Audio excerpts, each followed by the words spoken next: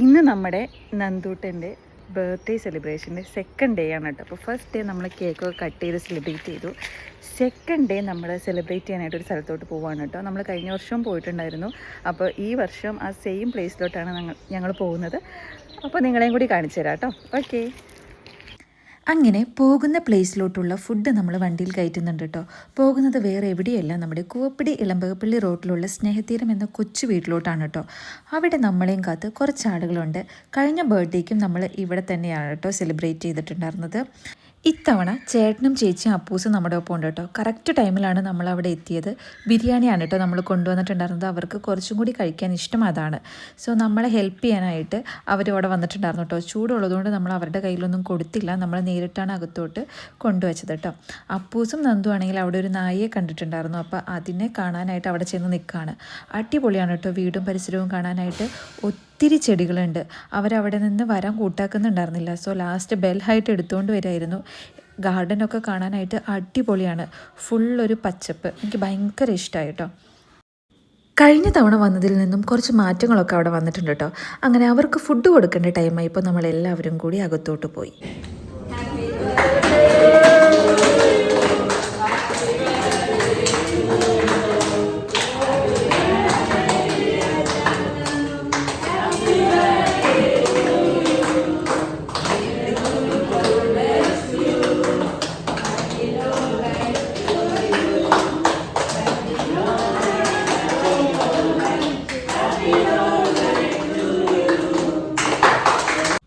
അങ്ങനെ അവിടെ എല്ലാവരും കൂടി നന്ദോട്ടിനെ ബർത്ത്ഡേ വിഷൊക്കെ ചെയ്തു കേട്ടോ. പിന്നെ അപ്പൂസും നന്ദും കൂടി എല്ലാവർക്കും മിഠായിയൊക്കെ കൊടുത്തു. അവരോടൊക്കെ സംസാരിച്ചിരുന്നു. നന്ദോട്ടിന് ഞങ്ങൾ കൊടുക്കുന്ന ഏറ്റവും വലിയ ബർത്ത്ഡേ ഗിഫ്റ്റ് ഇതാണ് കേട്ടോ. അവരോടൊപ്പം ഉള്ള കുറച്ച് സമയം ഞങ്ങളെല്ലാവരും ഭയങ്കര ഹാപ്പിയായിരുന്നു. നിങ്ങൾക്ക് ആർക്കെങ്കിലും ഇതുപോലെ ഫുഡോ അല്ലെങ്കിൽ മെഡിസിൻസോ അല്ലെങ്കിൽ ക്യാഷോ ആയിട്ട് ഹെൽപ്പ് ചെയ്യണമെന്നുണ്ടെങ്കിൽ അവരെ കോൺടാക്ട് ചെയ്താൽ മതി കേട്ടോ. നമ്പർ വേണമെങ്കിൽ ഒന്ന് കമൻറ്റ് ചെയ്താൽ മതി, ഞാൻ ആഡ് ചെയ്തേക്കാം. അടുത്ത് നമ്മൾ അവിടെ എല്ലാവർക്കും ഫുഡ് കൊണ്ട് കൊടുക്കുകയാണ് കേട്ടോ. ഫുഡൊക്കെ നമുക്ക് അവിടെയുള്ളവർ തന്നെ വിളമ്പിത്തരും. ഓരോരുത്തരും എത്രമാത്രം ഫുഡ് കഴിക്കുന്ന അവർക്കേ അറിയുള്ളൂ. ചിലവർക്ക് ചിക്കൻ ഇഷ്ടമുണ്ടാവില്ല, ചിലവർക്ക് മുട്ട ഇഷ്ടമുണ്ടാവില്ല. അപ്പോൾ അതൊക്കെ അനുസരിച്ചിട്ടാണ് കേട്ടോ നമുക്ക് വിളമ്പി നമ്മുടെ കയ്യിൽ കൊണ്ടുതരും.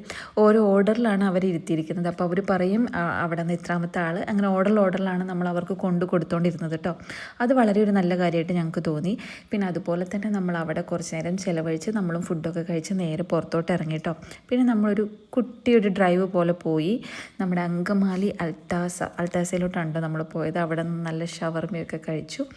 അതിൻ്റെ ഇടയ്ക്ക് ഞങ്ങളുടെ വീട്ടിൽ പോയിട്ടുണ്ടായിരുന്നു കേട്ടോ. എൻ്റെ വീട്ടിൽ പോയിട്ട് അവിടെ കുറച്ച് നേരമൊക്കെ ഇരുന്നതിന് ശേഷമാണ് നമ്മൾ ഇറങ്ങിയത്. അപ്പോൾ ദാ 2 പേരുടെയും സ്നേഹപ്രകടനമാണ് കേട്ടോ കണ്ടുകൊണ്ടിരിക്കുന്നത്. ആക്ച്വലി ഞാൻ ഈ വീഡിയോ എഡിറ്റ് ചെയ്യുന്ന സമയത്ത് നല്ല സങ്കടം വരുന്നുണ്ട്. കാരണം വീഡിയോ എഡിറ്റ് ചെയ്യുന്ന സമയത്ത് അപ്പൂസൊക്കെ റിട്ടേൺ പോയി കേട്ടോ. അവരിപ്പോൾ UK എത്തി. ആ സമയത്താണ് ഞാൻ ഈ വീഡിയോ ഒക്കെ എഡിറ്റ് ചെയ്യുന്നത്. അപ്പോൾ കാണുമ്പോൾ ഭയങ്കര സങ്കടം. അവരുടെ കളികളും അടിപിടിയൊക്കെ ആയിട്ട് ഒരു മാസം പോയതേ അറിഞ്ഞില്ല. ഓക്കെ, എനിവേ ഇതാണ് നമ്മുടെ നന്ദുക്കുട്ടൻ്റെ ബർത്ത്ഡേ വ്ളോഗിൻ്റെ അടുത്ത